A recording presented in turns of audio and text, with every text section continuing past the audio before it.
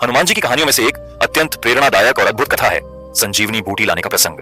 यह कथा भगवान हनुमान की असीम भक्ति, अद्वितीय शक्ति और निस्वार्थ सेवा की मिसाल है। संजीवनी बूटी लाने की कथा लंका युद्ध के दौरान रावण के पुत्र मेघनाद ने शक्तिशाली बाण से लक्ष्मण जी को मूर्छित कर दिया। लक्ष्मण जी की इस स्थिति से पूरी वानर सेना और भगवान श्री राम अत्यंत चिंतित हो गए। वैद्य सुषेण को बुलाया गया, जिन्होंने बताया कि लक्ष्मण जी के जीवन को बचाने के लिए द्रोणगिरी पर्वत से संजीवनी बूटी लानी होगी। हनुमान जी तुरंत इस कार्य के लिए तैयार हो गए। उन्होंने कहा, प्रभु, मैं तुरंत संजीवनी बूटी लाकर लक्ष्मण जी का जीवन बचाऊंगा। द्रोणगिरी पर्वत पर संघर्ष हनुमान जी अपने दिव्य वेग से उड़ते हुए हिमालय पहुंचे।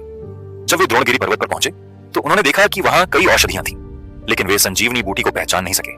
समय न गंवाते हुए उन्होंने पूरा पर्वत ही अपनी शक्ति से उठा लिया और उसे लेकर वापस चल पड़े। हनुमान जी का अद्भुत पराक्रम।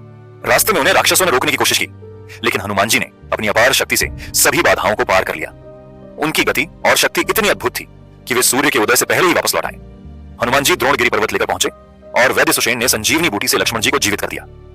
यह देखकर श्री राम, वानर सेना और सभी देवता हनुमान जी की भक्ति और शक्ति से अभिभूत हो गए। कथा का संदेश यह कथा हमें यह सिखाती है कि जब हमारे इरादे सच्चे होते हैं और उद्देश्य निस्वार्थ होता है तो कोई भी बाधा हमें रोक नहीं सकती।